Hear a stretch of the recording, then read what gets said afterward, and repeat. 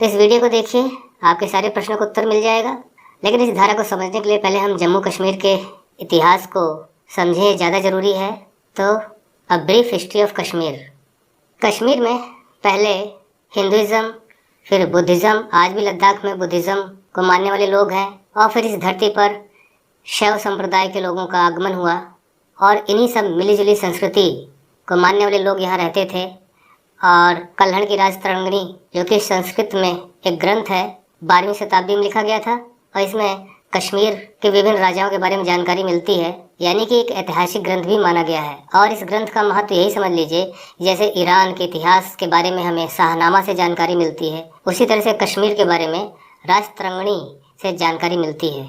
लेकिन स्थितियाँ हमेशा एक जैसी नहीं रहती हैं, और कश्मीर का इस्लामाइजेशन शुरू हुआ, यानी इस्लामिक आक्रमणकारियों ने दस्तक देनी शुरू की, और लगभग 13वीं और 15वीं शताब्दी के आसपास यहाँ की जो पुरानी संस्कृतियाँ हैं वो ढलनी शुरू हो गई, उनका इवेंचुअल डिक्लाइन शुरू हुआ। और 14th सेंचुरी तक आते आते ये वहाँ का एक डोमिनेंट रिलीजन हो गया। धीरे धीरे कश्मीर मुग़ल वंश के हाथ भी आया, और मुग़लों का डायरेक्ट शासन कश्मीर में अकबर के समय इस्टेब्लिश हुआ। अकबर उतना कट्टर नहीं था, टॉलरेंट था, और धर्म के मानने वालों को उतना परेशान नहीं करता था। लेकिन औरंगजेब के आने के बाद यहाँ पर नॉन मुस्लिम्स पर टैक्स लगा दिए गए, और फिर धीरे धीरे कश्मीर महाराणा रणजीत सिंह के कब्जे में आ गया। और रणजीत सिंह की वजह से डोगरा वंश के रूलर्स की शुरुआत होती है, मतलब डोगरा वंश, क्योंकि महाराणा रणजीत सिंह ने गुलाब सिंह, जो कि उनके वजीर थे, उनसे बहुत खुश थे, तो उन्होंने उन्हें जम्मू का राजा बना दिया, और डोगरा वंश की शुरुआत हुई। और तब तक कश्मीर अंग्रेज़ों के हाथ जा चुका था। लेकिन 1846 में गुलाब सिंह ने अंग्रेजी सरकार से जो कीमत मांगी गई थी उसे देकर कश्मीर खरीद लिया, और अब वो जम्मू कश्मीर के राजा थे। 1925 में महाराजा हरि सिंह शासक हुए, और उनके समय जम्मू कश्मीर और लद्दाख, गिलगित बल्तिस्तान, मुजफ्फराबाद, मीरपुर, अक्साई चिन के इलाका, सक्षम वैली, मतलब काफ़ी बड़ा इलाका उनके शासन के अधीन था। और इसके बीच रणवीर सिंह भी एक महान राजा हुए थे वहाँ के, जिन्होंने ये जो एरिया है गिलगित बल्तिस्तान एक्सेट्रा, ये सब उन्होंने ही रिकवर किया था, और बाद में महाराजा हरि सिंह ने इसे इनहेरिट किया। लेकिन महाराजा हरि सिंह इस डोगरा वंश के आखिरी शासक थे। इंडियन इंडिपेंडेंस एक्ट के तहत जब 15 अगस्त 1947 को भारत आज़ाद हुआ, तो उस वक्त 565 रियासतें, जिन्हें प्रिंसली स्टेट्स, शाही राज या रजवाड़े कहा जाता था, तो इन्हें ऑप्शन दिया गया कि आप चाहे तो इंडिया के साथ जा सकते हो, या पाकिस्तान के साथ जा सकते हो, या आप चाहो तो इंडिपेंडेंट भी रह सकते हो। क्योंकि अंग्रेज जब भारत छोड़ के गए तो अंग्रेज पूरा शासन भारत पर नहीं करते थे डायरेक्ट, तो जो डायरेक्ट ब्रिटिश क्राउन के अंतर्गत शासन चलता था इंडिया में, उसे ब्रिटिश इंडिया कहा जाता था।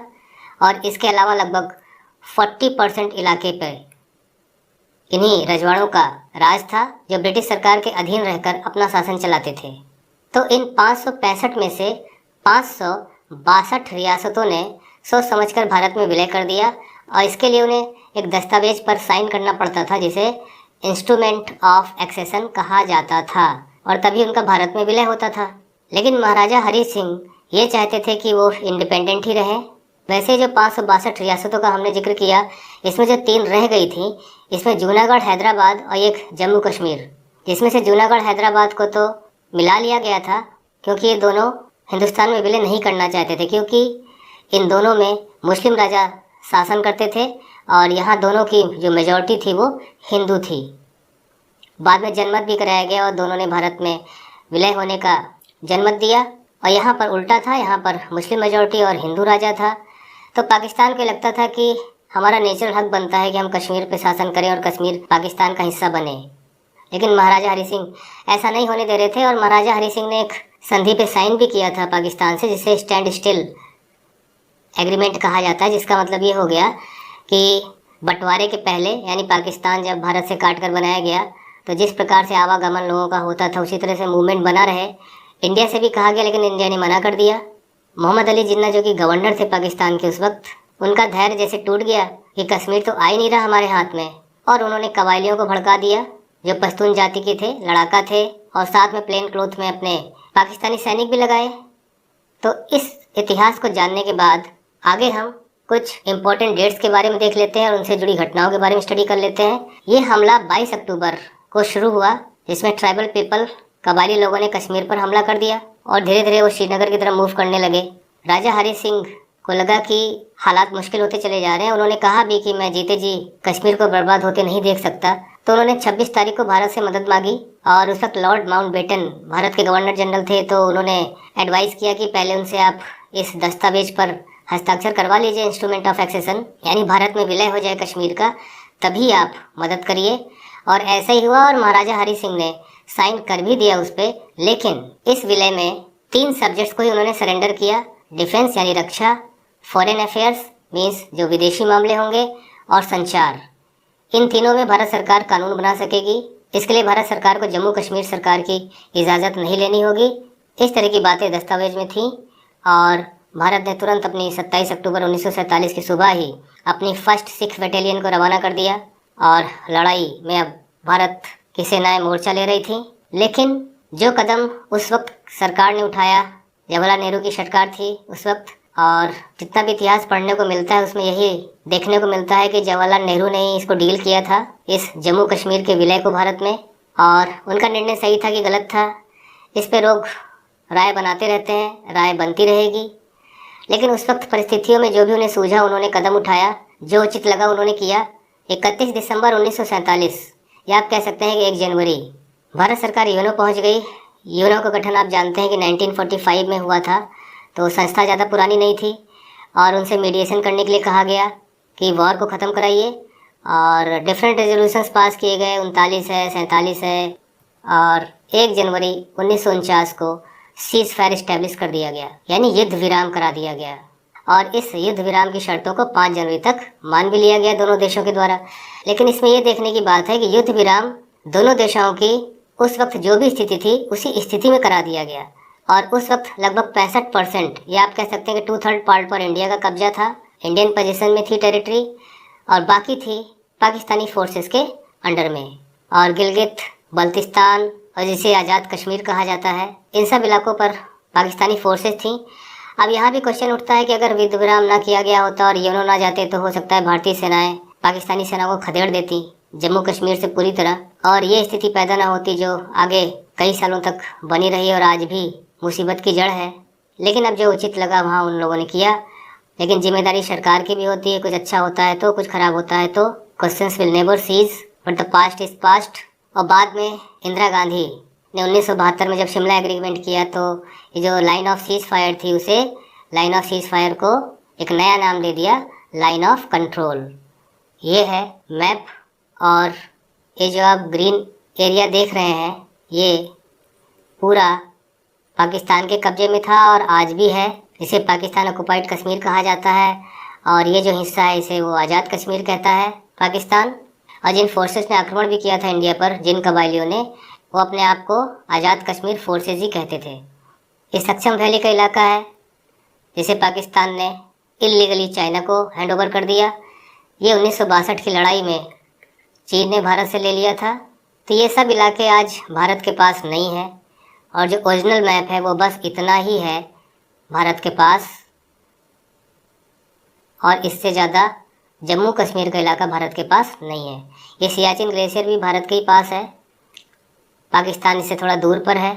और यह तय किया गया था कि जवाहरलाल नेहरू ने ये कहा था कि युद्ध विराम होने के बाद जब भी स्थितियाँ नॉर्मल होंगी, क्योंकि जो IOA था, इंस्ट्रूमेंट ऑफ एक्सेशन, उस वक्त गवर्नर जनरल माउंटबेटन ने स्वीकार करते हुए कहा था कि जहाँ भी विवादास्पद विलय है वहाँ पर वहाँ की जनता से राय मांगी जाएगी कि वो कहाँ जाना चाहते हैं। तो नॉर्मलसी इस्टेब्लिश होने के बाद एक यहाँ पर प्लेबिसिट कराया जाएगा और जनता का मत लिया जाएगा कि वो भारत के साथ रहना चाहते हैं या वो पाकिस्तान के साथ जाना चाहते हैं, आज़ाद रहना चाहते हैं। और जो यूनाइटेड नेशन सिक्योरिटी काउंसिल के रेजोल्यूशन के मुताबिक प्लेबिसिट होने के लिए पाकिस्तान को अपनी सेनाएं वापस करनी थी, भारत की सेनाएं भी वापस होनी थी, लेकिन थोड़ी बहुत सेनाएं रखी जा सकती थी मेंटेन करने के लिए यहाँ पर, क्योंकि भारत के क्षेत्र पर कब्जा किया था, आक्रमण तो पाकिस्तान ने किया था। और जब ये डीमिलिटराइज जोन हो जाता तब जनता के बीच में प्लेबिसिट कराया जाता, लेकिन वो प्लेबिसिट आज तक नहीं हुआ। जबकि नेहरू ने कहा था कि प्लेबिसिट कराने के बाद अगर कश्मीर हमारे हाथ से जाता है तो हम उसको जाने देंगे, हम ज़बरदस्ती नहीं करेंगे। अब प्लेबिसिट ना होने की वजह यह है कि पाकिस्तान ने कश्मीर से सेनाएं कभी नहीं हटाई। उसे भारत पे हमेशा शक बना रहा कि कहीं वो आगे मूव करके इस पर कब्जा न कर ले, या हो सकता है उसके मन में ये भी शक हो कि पता नहीं जनता कश्मीर की हमारे साथ आए कि ना आए। तो स्थिति ऐसी बनी हुई है और इसी युद्ध विराम की स्थिति के बाद 370 धारा का जिक्र शुरू होता है। 17 अक्टूबर 1949 को आर्टिकल 370 कॉन्स्टिट्यूशन में इस धारा को इनकॉर्पोरेट किया गया और भाग 21 में रखा गया इस धारा को। हम थोड़ा डिटेल में इसके बारे में जानेंगे बाद में, यहाँ हम खाली इम्पोर्टेंट डेट्स के बारे में स्टडी कर रहे हैं।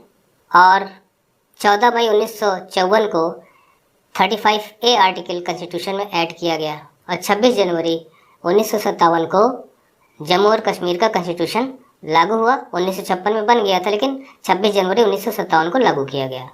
अब हम 370 धारा और 35A दोनों को स्टडी करेंगे। सबसे पहले 370 धारा कॉन्स्टिट्यूशन के 21वें भाग में है और इस भाग में 369 से लेकर 392 तक के आर्टिकल हैं, 24 आर्टिकल्स, और ये सब स्पेशल स्टेटस से संबंधित हैं, टेम्परेरी प्रोविजन से संबंधित हैं। लेकिन ये 370 धारा जब इस पर चर्चा हो रही थी तभी से विवाद में आ गई थी। क्यों? क्योंकि उस वक्त के जो लॉ मिनिस्टर थे डॉक्टर VR अम्बेडकर, वो भी इस धारा का विरोध करते थे और उन्होंने इस धारा को अपनी मंजूरी ऐसे ड्राफ्ट करने से मना कर दिया था। और कश्मीरी लीडर शेख अब्दुल्ला ने इसे ड्राफ्ट किया था और नेहरू के द्वारा नियुक्त बिना पोर्टफोलियो के मंत्री यानी N गोपालस्वामी अयंगर का भी नाम आता है, जिन्होंने मोशन को मूव किया था पार्लियामेंट में 370 धारा को कॉन्स्टिट्यूशन में शामिल करने के लिए और विभिन्न तर्क दिए थे अपने अपने ढंग से। B.R. अम्बेडकर जी ने कहा क्या था? You wish India should protect your borders, कि आप चाहते हो कि आपकी रक्षा इंडिया करे, आपके लिए सड़कें बनाए, आपके भोजन पानी की व्यवस्था करे और आपको भारत के नागरिकों के बराबर हक मिले। और भारतीय सरकार को आप क्या देना चाहते हो? ओनली लिमिटेड पावर्स, और वो भी भारतीय नागरिक कश्मीर में उन्हें अधिकार भी न मिले। To give assent to this proposal, इस प्रकार के प्रस्ताव यानी कि 370 धारा से रिलेटेड प्रस्ताव would be a treacherous thing, एक धोखा होगा अगर मैं इसे मानता हूँ। Now see, treacherous thing against the interest of India. इससे आप समझ सकते हैं कि कानून मंत्री थे, वो जानते थे, उनका लॉन्ग विजन था कि आखिर में चलकर ये भारत को परेशान करेगी ये धारा, और उन्होंने उसी समय समझ लिया था और इसे ड्राफ्ट करने से मना कर दिया था और साफ साफ कहा कि I as the law minister of India will never do it. और हसरत मोहानी का भी जिक्र आता है, जो पोएट थे विख्यात, उन्होंने भी इस पर क्वेश्चन किया था, कई लोगों ने क्वेश्चन किया। वल्लभ भाई पटेल जी के मामले में भी माना जाता है कि वो भी इस पे 100% एक मत नहीं थे, लेकिन चूँकि नेहरू का साथ देना ही था उन्हें, लेकिन उन्होंने अपने मतभेद भी व्यक्त किए। तो क्या खास बात थी कि इस धारा को कॉन्स्टिट्यूशन में डलवाने में जिद पकड़े हुए थे नेहरू जी? हालांकि नेहरू जी के शेख अब्दुल्ला से अच्छे रिश्ते थे और वो कश्मीरी लीडर थे। जब इंस्ट्रूमेंट ऑफ एक्सेशन पे साइन हुआ था तो उस वक्त इमरजेंसी एडमिनिस्ट्रेशन के हेड भी बनाए गए थे। 1948 में वहाँ के प्रधानमंत्री भी बने। जी हाँ, जम्मू कश्मीर के प्रधानमंत्री बने, 1953 तक रहे। उसके बाद फिर 1975 में मुख्यमंत्री बने वहाँ के, और थोड़े अंतराल को छोड़कर बीच में अपनी डेथ तक वो मुख्यमंत्री रहे। तो शेख अब्दुल्ला का अपना ही स्थान है जम्मू कश्मीर के पॉलिटिकल स्ट्रगल में, और इन्होंने तो महाराजा हरी सिंह के खिलाफ अभियान भी चलाया था कश्मीर छोड़ने का, क्विट कश्मीर। तो शेख अब्दुल्ला का जोर था और वो तो ये कहते थे कि इसे भाग 21 में न डाला जाए और इसे आयरन क्लैड ऑटोनॉमी दी जाए। जी हाँ, जो वर्ड यूज़ किया जाता है वो है आयरन क्लैड, यानी कि पूरी तरह से ठोस व्यवस्था बनाई जाए कि कभी भी इस धारा को ना हटाया जा सके, लेकिन उसे मना कर दिया गया। और नेहरू जी का तर्क था कि ये चूँकि 21 पार्ट में जो धाराएं हैं वो टेम्प्रेरी हैं, देर सवेर हटाई जा सकती हैं, तो इस समय के साथ हट जाएगा।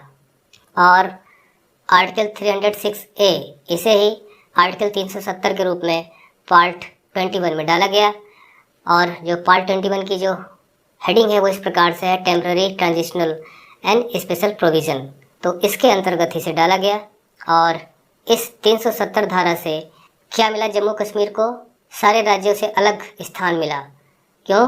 क्योंकि it gave special status and that was the internal autonomy, कि अपने राज्य का शासन स्वायत्त रूप से चला सकते हैं। और ये था कि जब तक जम्मू कश्मीर अपना स्वयं का संविधान नहीं बनाता है तब तक भारतीय संविधान के जरिए वहाँ का शासन चलेगा, और बाद में वहाँ की जो कंस्टिट्यूएंट असेंबली है वो चाहे तो 370 धारा को बरकरार रख सकती है, या इसमें मॉडिफिकेशन कर सकती है, या इसे ख़त्म कर सकती है। लेकिन संविधान बनने में काफ़ी टाइम लगा दिया गया। 1951 में कॉन्स्टिट्यूएंट असेंबली बुलाई गई थी और जाके 1956 में संविधान बना और 1957 में 26 जनवरी को लागू हुआ। आइए देखते हैं इसके प्रावधान क्या थे। कुछ मुख्य प्रावधानों को देख लेते हैं कि पहले क्या स्थिति थी। तो उस वक्त सेंट्रल गवर्नमेंट मीन्स भारत की पार्लियामेंट अगर कोई कानून वहाँ पे लागू करना चाहती है, सरकार कोई कानून बना के लागू करना चाहती है, इम्प्लीमेंट करना चाहती है, तो उसे डिफेंस, फॉरेन और कम्युनिकेशन के क्षेत्र में तो वो स्वतंत्र है, ऐसा कर सकती है, क्योंकि इंस्ट्रूमेंट ऑफ एक्सेशन में ये तीनों विषय भारत को दे दिए गए थे कि उन पे भारत सरकार कानून बना के लागू कर सकती है। लेकिन इसके अलावा अगर कोई कानून लागू करना हो तो बिना वहाँ राज्य सरकार की अनुमति के नहीं हो सकता था। तो हम ये कह सकते हैं कि जो जम्मू कश्मीर के निवासी थे वो अपने अलग कानून के दायरे में रहते थे। They had separate set of laws. और अगर कोई अमेंडमेंट भारत सरकार संविधान में करती है तो वो ऑटोमेटिकली जम्मू कश्मीर पर लागू नहीं होंगे जब तक कि प्रेसिडेंट कोई ऑर्डर इससे रिलेटेड पास नहीं करता है, और उस ऑर्डर को भी रेटिफाई करना होगा उस समय जो जम्मू कश्मीर की सरकार होगी उसके द्वारा। अब देखिए, जम्मू कश्मीर की सरकार का अपना कॉन्स्टिट्यूशन जिसके ज़रिए वहाँ का स्टेट एडमिनिस्ट्रेशन चलता, ये व्यवस्था थी। 2 फ्लैग की व्यवस्था थी। जम्मू कश्मीर अपना फ्लैग रख सकता था, स्टेट फ्लैग, और भारत का तिरंगा झंडा। डुअल सिटीजनशिप थी, मीन्स भारत की नागरिकता और जम्मू कश्मीर की खुद की नागरिकता, जबकि पूरे इंडिया में सिंगल सिटीजनशिप लागू है। पार्ट 4 जहाँ पर directive principles of state policy, यानी जहाँ पर राज्य के नीति निर्देशक तत्व दिए गए हैं वो, और 4A जहाँ पर फंडामेंटल ड्यूटीज़ दी गई हैं कि भारतीय नागरिकों का कर्तव्य क्या बनता है, वो जम्मू कश्मीर पर लागू नहीं होते हैं। अब आप सीधा समझ लीजिए कि अगर जो हमारे राष्ट्रीय प्रतीक चिन्ह है, नेशनल सिंबल्स ऑफ इंडिया, जैसे एंथम है, नेशनल फ्लैग है, इन सब का अगर अपमान होता है जम्मू कश्मीर में तो वो क्राइम के दायरे में नहीं आता। पता नहीं किस प्रकार से ऐसी व्यवस्थाएं कर दी गई उस वक्त। और इंडियन सिटीजन्स अगर वो जम्मू कश्मीर के निवासी नहीं है तो ना तो वहाँ पर वो लैंड खरीद सकते हैं, ना कोई प्रॉपर्टी खरीद सकते हैं। और भारतीय सरकार 370 धारा से इस तरह भी बंधी हुई थी कि वो जम्मू कश्मीर के बॉर्डर्स, उसका नाम चेंज नहीं कर सकती थी। तो ये कुछ मोटे मोटे प्रावधान थे जो यहाँ पे हमने जिक्र किए, और जो उम्मीद थी कि ये धारा धीरे धीरे खत्म हो जाएगी समय के साथ साथ, लेकिन नहीं हुआ। हालांकि कई बार मॉडिफिकेशन किए गए और समय समय पर भारत की अन्य धाराओं को, आर्टिकल्स को धीरे धीरे यहाँ पे लागू किया गया। जैसे पहले यहाँ पर हम इमरजेंसी इम्पोज नहीं कर सकते थे, लेकिन फाइनेंशियल इमरजेंसी तब भी नहीं लागू की जा सकती थी। यानी कुल मिला के हम कह सकते हैं कि भारतीय कानून, चाहे वो कंकरेंट लिस्ट में हो, चाहे वो सेंट्रल लिस्ट में हो, अगर वो बनते हैं तो पूरे इंडियन स्टेट्स पे लागू होते हैं। 29 है, उसमें से 28 बचे अगर जम्मू कश्मीर को निकाल दिया जाए।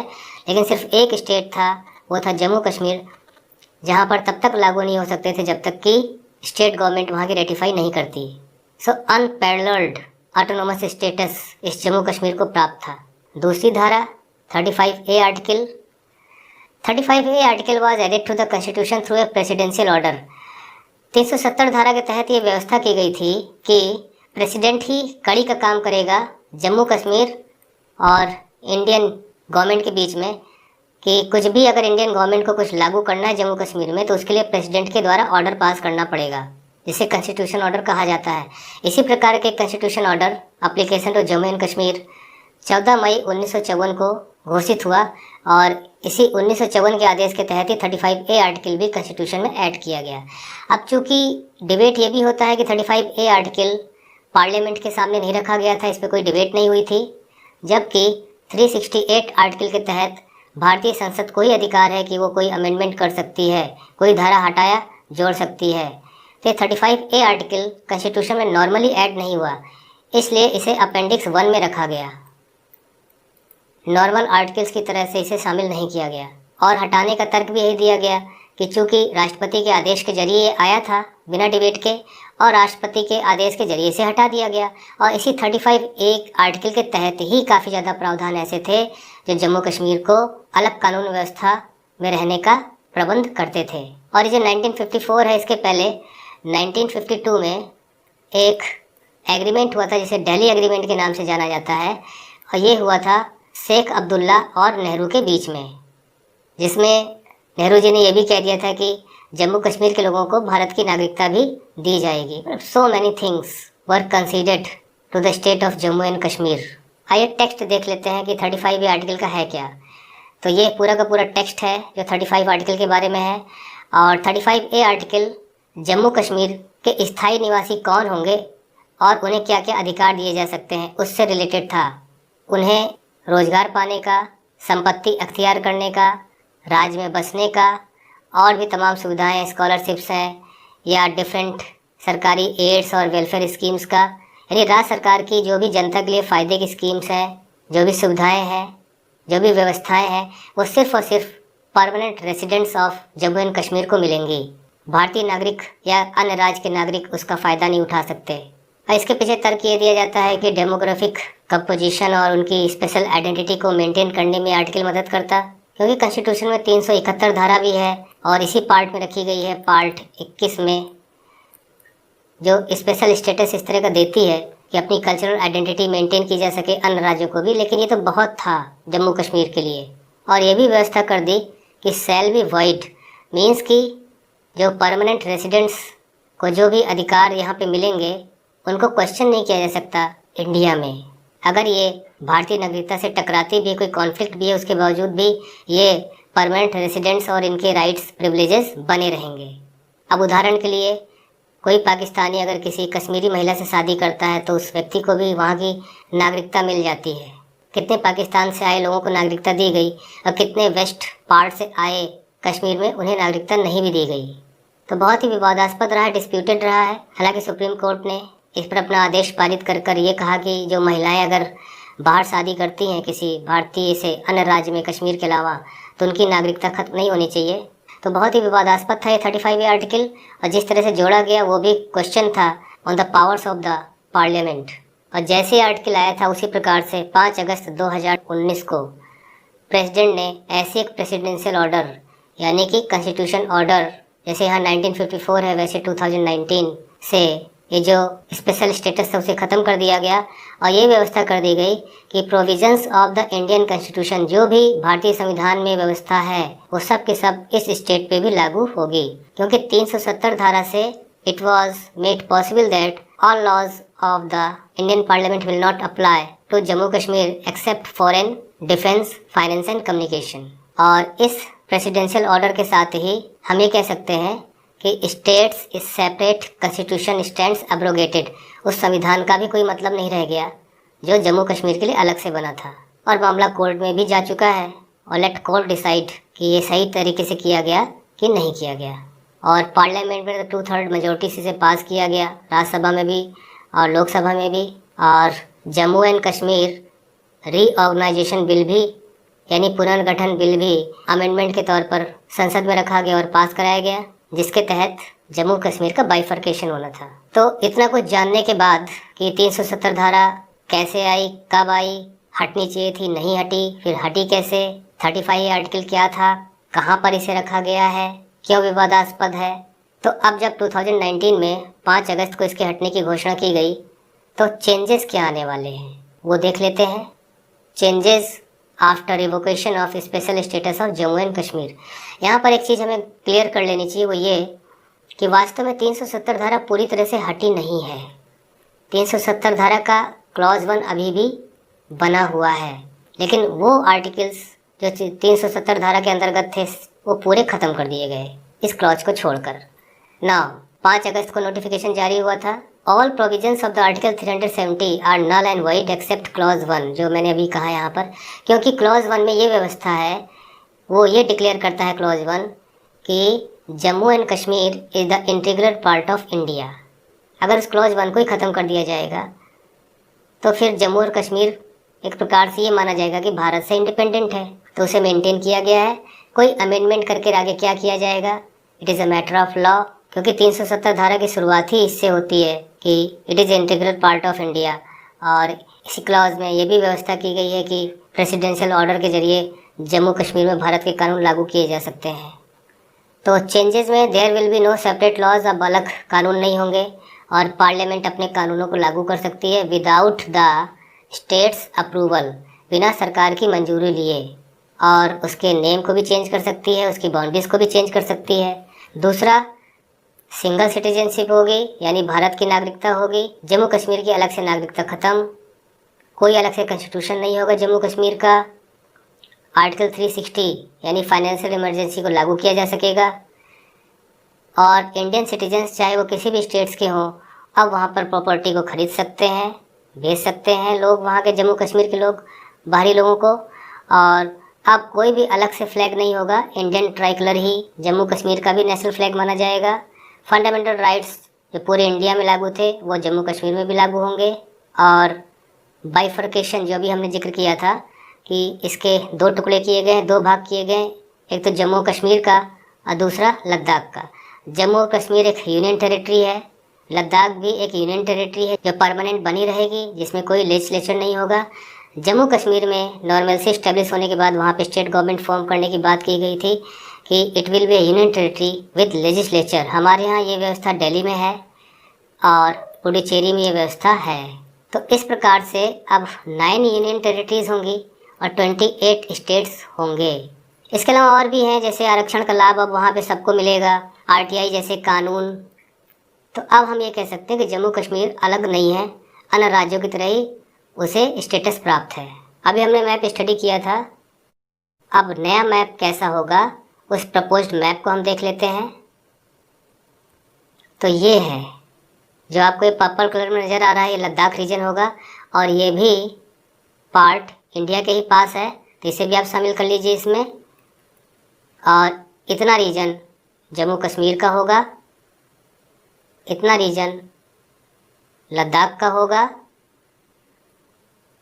और ये पूरा जो पीओके है ये हम स्टडी कर चुके हैं, ये चीन के पास है जो 1962 में वॉर में लिया गया था।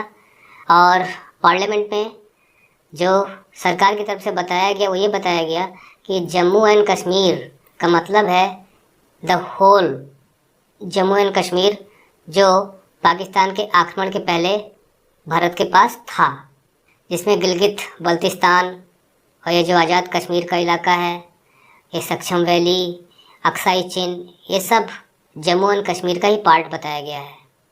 तो ये वीडियो यहीं पे ख़त्म होता है और उम्मीद है कि आपको 370 धारा 35 से और जो भी क्वेश्चन आपके मन में रहे होंगे वो उनके उत्तर मिल गए होंगे।